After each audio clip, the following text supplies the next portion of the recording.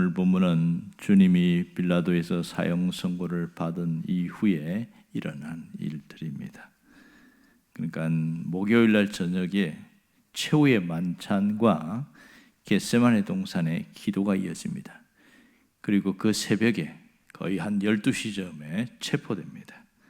그리고 금요일 날 새벽 약 1시쯤 되겠죠. 이때에 신문을 받게 되었습니다. 그래서 결국은 이 사형 언도를 받게 되는데, 로마 법이 하면 사람을 유대인들은 죽일 수 없어서 빌라도 총독에게 그 새벽에 아마 한 2-3시쯤 됐겠지요. 그 새벽에 데리고 갑니다. 말도 안 되는 일을 하고 있는 거예요. 그러고 나서 이 빌라도가 한번 보더니 마침 이 갈릴리 출신이니까 헤로도에게 한번 보내자. 아니 새벽에 헤로도에게 또 보내요. 희한한 것은 또 헤롯이 평소 예수에 대해서 한번 만나고 싶어 했던 그런 것이 있기 때문에 또 그 갔다가 다시 또 빌라도에게 옵니다. 아마 그때쯤에 아마 4시, 5시쯤 됐지 않을까 싶습니다. 이때에 빌라도가 사형 판결을 합니다. 십자가 판결을 하고 거기서 채찍질 당하고, 그러고 나서 아침에 십자가를 치고 올라가게 되어지죠. 오늘 그 이른 아침에 십자가를 지고 가는 그 모습을 보고 있습니다. 주변에 수많은 군중들이 구경하러 나와 있습니다. 그러니까 빌라도 법정에서 이 골고다라는 곳까지 올라가는데 상당히 멉니다. 오르막길을 1.5km를 올라가야 됩니다. 그리고 35km 되는 통나무 십자가를 지고 가야 되는 굉장히 고난의 길이었습니다. 가다가 쓰러지고 또 채찍질 당해서 또 이렇게 세우면 또 쓰러지고 수도 없이 반복을 합니다. 이 1.5km의 그 거리를 비아 돌로로사 이렇게 말합니다. 우리말로 번역하면 십자가의 길, 그렇습니다. 제가 20 몇 년 전에 한번 그 길을 가봤더니 지금 상인들이 우르르 있고 장사치들이 많습니다만은 각 쓰러진 곳마다 표시를 해놨어요. 그렇게 보면 비아 돌로로사, 그 십자가의 길이 14개 구간인데 예수님이 5번째 구간에서 쓰러져서 못 일어나는 거예요. 도저히 일어날 수가 없는 겁니다. 육체의 그 쇠약함은 어쩔 수 없는 거죠. 이때에 로마의 군인들이 주변을 두리번거리기 시작했습니다. 거기에 사형 집행장으로 했던 백부장이 누구를 세울까? 그 중에 아주 건장하게 보이는 청년을 지목해서 너 이리 나와. 그런데 그 사람이 구레네 사람 시몬이었던 것이죠. 시몬은 갑자기 예기치 않게 십자가를 치게 되었습니다. 이 구레네 사람이라는 것은 흑인을 말하고 있습니다. 그러니까 구레네 사람 하면 북아프리카 출신, 그렇습니다. 우리나라로 말하면 요즘을 표현하면 리비아죠. 리비아는 독재 정권으로 유명합니다. 그러니까 무아마르 가다피가 독재를 했고 우리나라에서도 또 토목공사도 하고 그런 곳이 바로 구레네입니다. 이 북아프리카 사람이 어떻게 해서 이 예루살렘까지 오게 되었는가? 이 사람의 이름을 우리가 주목해야 됩니다. 그는 시몬이라고 그랬어요. 시몬은 유대식 이름입니다. 이 흑인 출신의 유대식 이름을 어떻게 갖게 되냐? 그는 이방인이면서 유대교로 개종한 사람입니다. 이런 사람을 디아스포라 유대인 이렇게 표현합니다. 그러니까 디아스포라 유대인도 본토인과 마찬가지로 1년에 한 번 이상은 반드시 예루살렘을 방문하게 되어 있습니다. 유대인이면 누구나 와야 됩니다. 특별히 유월절은 가장 성대한 기간입니다. 이 유월절은 모든 세계 곳곳에 있는 유대인들이 여기를 방문하게 되어지는데 이때가 유월절이었잖아요. 근데 갑자기 보니까 사람들이 모이고 무슨 일인가 해서 보냈더니 한 청년이 온몸이 갈기갈기 찢긴 채로 무거운 십자가를 지고 하다가 쓰러지다, 그런 것을 지켜보게 된 것이죠. 그러다가 군인에게 눈에 띄어서 지목을 받아서 억지로 그 십자가를 지고 가고 있습니다. 여러분, 시몬의 입장에서 보면 너무나 황당한 일입니다. 무슨 날벼락이 떨어져도 이럴 수가 있는가 하는 거죠. 그는 자기 나라에 살다가 성지순례로 온 거고, 그리고 여기서 하나님께 제사드리러 왔는데 갑자기 이렇게 십자가를 지었다는 것은 자기로서는 견딜 수 없는 고통이었습니다. 오늘 성경에 보면 억지로 가게 하여 이랬습니다. 그래서 보면 처음에는 거부했던 것 모양입니다. 하지만 로마 군병들이 누굽니까? 한번 지목한 사람 반드시 찍어서 끝까지 지고 가게 합니다. 결국은 협박에 의해서 이 십자가를 지고 가는 시몬의 모습을 생각해 보세요. 그럼 사람들은 무슨 생각할까요? 이 시몬이 지금 십자가를 지고 가고 있어요. 그러면 전후 사정을 잘 모르는 사람들은 저놈도 큰 중죄를 지었나 보다. 어쩌다가 저렇게 십자가를 질 만큼 그런 나쁜 일을 했는가? 도대체 쟤는 무슨 제목으로 저렇게 십자가를 지고 가는가? 사람들은 그랬을 거란 말이에요. 그러니 이걸 아는 이 시몬은 이 말할 수 없는 고통이에요. 그는 너무 화가 나고 속이 상하고 견딜 수 없는 그런 놈이죠. 사람들이 가만히 있겠어요? 소리 내서 쟤도 죽여야 된다. 지금 여기서 계속 온갖 비난과 조롱과 욕설을 하면서 돌도 던질 수도 있고 이런 상황이죠. 그러니 이 다른 사람의 따가운 시선에 대한 그 억울함도 시몬에게 있었을 것이고 시몬 자신도 내가 무슨 잘못을 했는데 나는 정말 억울하다는 거죠. 그런데 왜 이 십자가를 지어야 되는 거예요? 억울하게 성지 순례 왔다가 예루살렘 와서 유월절에 제사 드리러 왔다가 이런 봉변을 당하는 시몬의 입장에서는 굉장한 두려움이 있을 겁니다. 생각해 보세요. 십자가 한번 지었다고 끝납니까?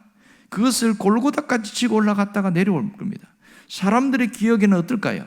십자가를 지고 간 죄인 시몬을 기억할 겁니다. 죄는 틀림없이 죄인이다. 어쩌다가 풀려났나 보다. 희한한 일이네.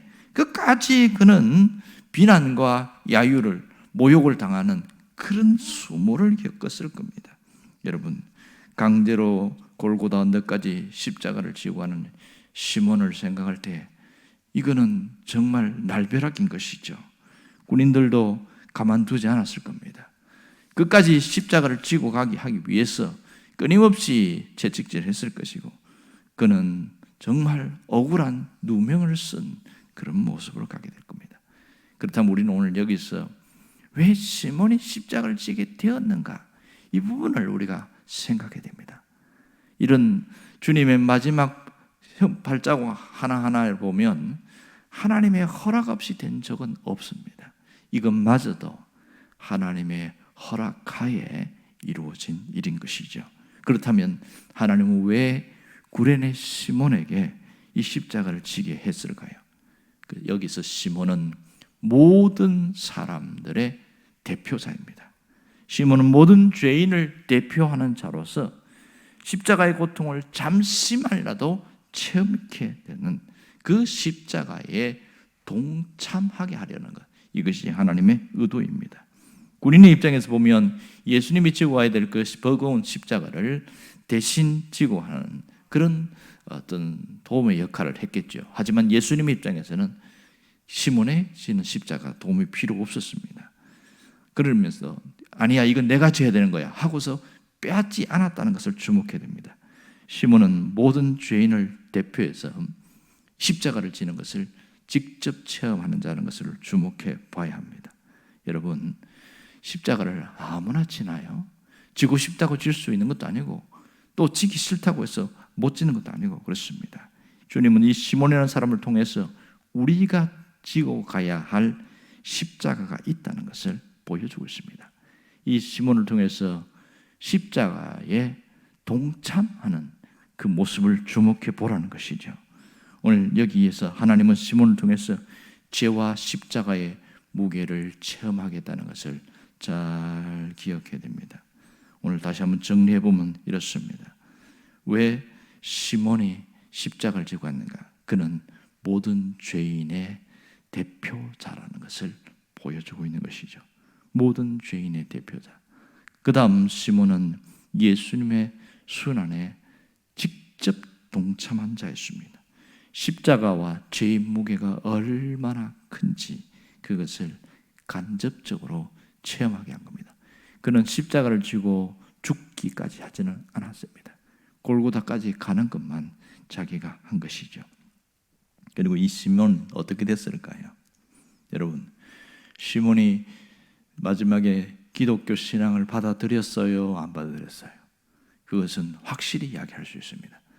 그는 예수를 믿게 되었습니다. 그는 자기가 진 십자가를 지고 한 저 청년이 누구인가에 대한 궁금함과 관심을 가지고 끝까지 지켜봤을 겁니다.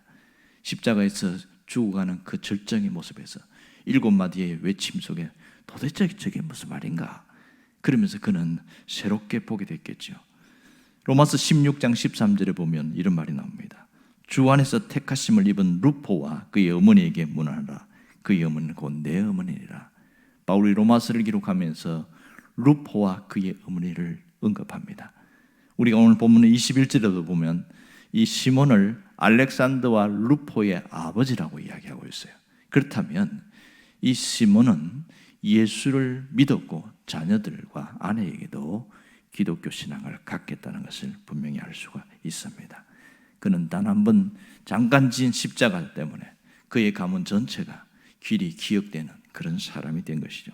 결국 시몬은 예수님의 순환과 부활을 끝까지 지켜본 자가 되었을 겁니다. 그는 예수를 따르는 자가 되었다는 것은 놀라운 일입니다. 여러분, 처음 억지로 해서 진 십자가이지만 그것이 복이 되었다는 것을 우리는 주목해야 합니다. 사람들마다 보면 자기 의도에 상관없이 지고 가는 짐들이 있습니다.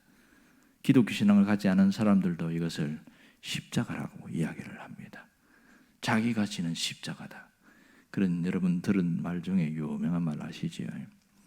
교회가 옆에 있고 옆에 암자가 하나 있는데 이제 교회는 새벽에 예배를 드리고 또 절에서는 예불을 드린다고 합니다. 목탁을 두드리면서. 그런데 이 교회가 조금 순복음 교회에 있는 모양입니다. 아주 요란하게 찬송도 하고 서로가 이 종교가 다르니까 이게 거슬리는 거예요.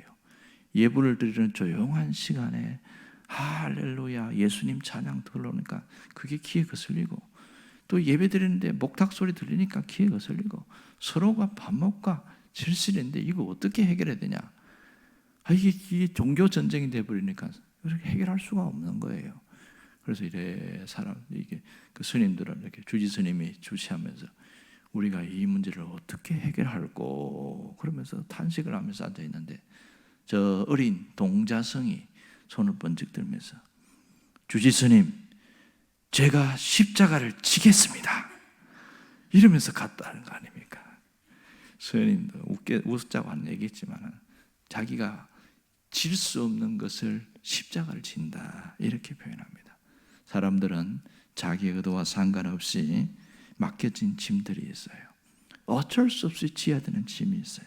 그런가 하면 피할 수 없어서 떠하는 짐들도 있습니다. 정말 나는 싫은데 나는 하기 싫은데 누군가가 맡겨서 막 떠하는 그런 짐들이 있습니다. 그것을 사람들은 십자가다 이런 표현을 쓰는 경우가 있습니다. 엄밀하게 말하면 아닌 거죠. 예를 들면 이런 거예요. 통계청에서 조사한 거 보니까 우리나라에 불과 10년 더 됐죠. 조선 가정, 그러니까 한 부모 가정이 짓게 됐는데 11만 9,294명 이렇게 나와 있습니다. 2005년도에는 5만 가구였는데 2010년도에는 3배로 급증했고 2035년도에는 아마도 32만 1천 가구로 늘어날 것이다. 이렇게 통계치가 나오고 있습니다. 이건 뭘 얘기하냐면 가정이 깨어지고 아이들이 갈 데가 없어서 할아버지 할머니 밑에서 그리고 그렇게 해서 어렵게 살아간다는 거죠. 문제는 이 할아버지 할머니가 경제 능력이 없다는 거예요. 아이들에게 제대로 교육이나 뭔가 해줄 수 있는 게 없는 거예요. 그러다 보니까 이 아이들이 자라면서 문제가 되어져서 사회 문제가 되어지는 거죠. 이 할아버지 할머니는 이 자식이 이혼을 하면서 그냥 버리고 간 거예요. 어떻게 합니까? 억지로 떠하는 거죠. 이런 일들이 있다는 거예요. 그런가 하면 기독교 신앙을 가진 사람들에게도 맡겨진 이런 십자가처럼 느껴지는 게 있습니다. 그것 중에 하나가 뭐냐면 직분입니다. 직분은 때로는 감당할 수 있었던 것 같은데 은혜가 떨어지고 또 뭔가 내 심적인 변화가 생기거나 또 육체에 어떤 병이 생기거나 어려움이 생기면 그게 십자가처럼 느껴지는 거예요. 너무 지기 싫은 십자가처럼 그렇게 느껴질 때가 많습니다. 그런가 하면 사명이라는 십자가도 있습니다. 직분과 사명은 엄격하게 다릅니다. 직분이라는 것은 그냥 내게 맡겨진 사역의 이름이고요. 사명이라는 것은 그 사람이 해야 될 일, 하나님이 주신 미션, 반드시 이루어야 할 거룩한 과업을 말합니다. 그러니 이 사명이라는 것은 던져버리고 싶어도 버리기가 힘든 것이 있습니다. 그러니 십자가를 지고 가야 되는 그 사람의 마음을 생각해 보세요. 얼마나 힘들까요? 저마다 자신이 져야 할 짐들이 있고 신앙 안에서 지고 가야 될 일들이 있습니다. 주님은 예수를 믿는 신실한 제자가 될 때에 자기 십자가를 지고 나를 따르라 그렇게 이야기했습니다. 자기가 져야 할 십자가가 있다는 것이죠. 여러분, 예수님이 십자가를 지고 간 것을 잘 기억해야 됩니다. 이것은 오늘 우리도 피할 수 없이 지고 가야 할 짐이나 직분이나 사명이 있음을 말하고 있습니다. 피하려고 하지 말고 감당하려고 해라는 거죠. 그게 무슨 말입니까? 감당하는 기도를 하라는 거예요. 사람 세상에서는 그렇게 이야기합니다. 피할 수 없으면 즐겨라 그렇게 이야기합니다. 이걸 피할 수가 없어. 그렇다고 해서 불평하고 불만하고 소리친다고 그 누가 가져갈 수 있는 것도 아니고 이왕 해야 될 거면 즐겨라 그럽니다. 우리는 그런 차원을 뛰어넘어야 됩니다. 피할 수 없는 이 일에 대해서 감당하게 하는 기도가 필요한 거예요. 주여, 나는 내 힘으로는 감당할 수 없습니다. 하나님, 이걸 감당할 수 있게 도와달라고 감당하게 하는 기도가 대단히 중요합니다. 어떤 차이가 있는지 아세요? 그런 기도를 한 사람은요, 힘들긴 하지만 불평이 없습니다.